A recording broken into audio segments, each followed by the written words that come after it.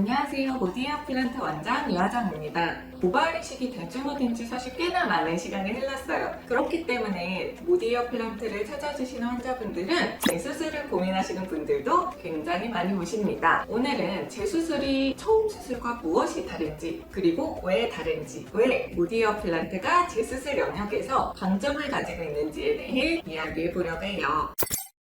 일단 모발 이식 재수술은 첫 번째 수술보다 더 어려운 수술이에요. 여기엔 여러 가지 이유가 있는데 제가 수술하는 사람의 입장에서 보면 크게 두 가지 이유가 있어요. 첫 번째는 일단 모발 이식은 모발수를 내리는 수술이 아니잖아요. 우리가 후두부에 있는 뽑아도 되는 모낭들, 여유 있는 모낭들, 가용 모낭이라고 하는데 이 모낭들을 채취를 해서 우리가 원하는 부분, 주로 전두부나 두정부가 되겠죠. 이 부분에 이식을 합니다. 그렇기 때문에 이미 한 번 수술을 한 사람은 이 후두부의 가용 모낭이 줄어든 상태예요. 두 번째, 세 번째 수술에서는 이렇게 여유가 별로 없는 상태에서도 후두부 손상을 최소화하면서 꼭 필요한 모낭만 뽑아야겠다. 이렇게 되는 겁니다. 두 번째는 피부의 질감이 달라요. 우리가 흉터가 있으면 그 흉터 만져보면 약간 일반 흉터가 없었던 피부와는 다르죠. 약간 말랑말랑한 느낌도 다른 것 같고 피부 표면에 빛을 비춰보면 이 피부 표면의 빛 반사도 다른 것 같고 일반 피부는 약간 솜털도 있고 살짝 뭐 주름도 있고 땀샘도 있고 있는 것 같은데 흉터 피부는 정상적인 피부 구조물이 흉털, 땀샘 이런 것들이 크게 보이지 않고 이렇게 일반적인 피부보다는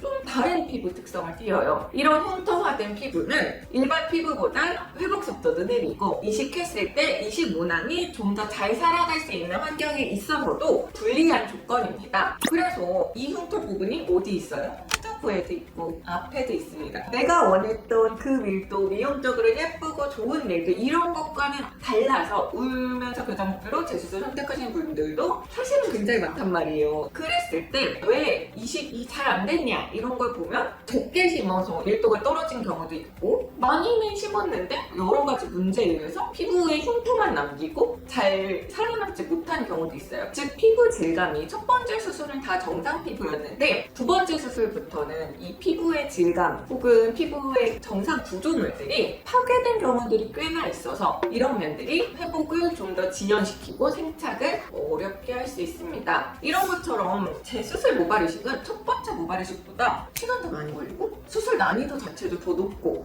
수술하는 의사 입장에서도 좀 더 신경 쓸 게 많은 난이도가 더 높은 수술이에요. 그래서 모디어 플란트에는 재수술을 하러 오시는 분들도 많거든요. 그러면 이런 태생적 한계를 극복하기 위해 모디어 플란트는 어떤 방법을 쓸까요? 사실 흉터 이식에서도 말씀드렸지만 재수술 이식은 어떤 면에서 보면 흉터 이식과도 되게 비슷해요. 피부의 질감이나 조직학적 변화가 일어난 곳에 우리가 다시 이식을 하는 경우가 있어요. 그랬을 때 이미 발생한 흉터를 없앨 수 있나요?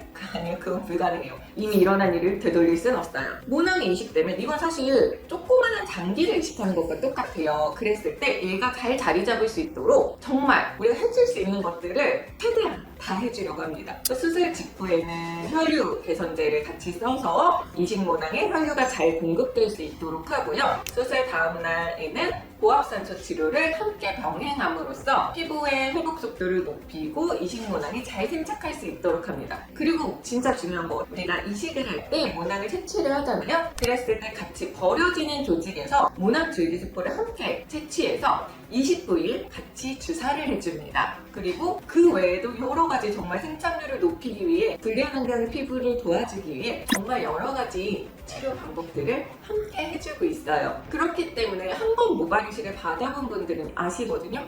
이게 단순히 옮겨 심는 것만이 중요한 게 아니구나. 그리고 이거 한 번 수술하면 혹시라도 생착이 안 되면 나는 내 머리카락을 낭비하게 되는구나를 정말 잘 이해하고 계세요. 그래서 진짜 두 번째 수술부터는 진짜 신중하게 모발 이식 병원을 골라서 저희 모디어 플란트에 오십니다. 물론 이제 우리가 오랜 시간을 살기 때문에 모발 이식이 정말 잘 됐더라도 어쩔 수 없이 시간의 흐름에 따라서 재수술을 당연히 생각해야 되는 경우도 있고 또 첫 번째 수술이 마음에 들지 않아서 재수술을 하는 경우도 있고 여러 가지 원인에 의해서 우리가 재수술을 선택을 해요. 제가 말씀드릴 수 있는 건 첫 번째 수술에 비해서 재수술의 난이도가 높다. 그리고 첫 번째 수술에 비해 재수술을 어렵게 만드는 요인들이 있잖아요. 그런 점을 모디어 플란트에서는 충분히 인지하고 있고 이것을 극복하기 위해 여러 노력을 하고 있다.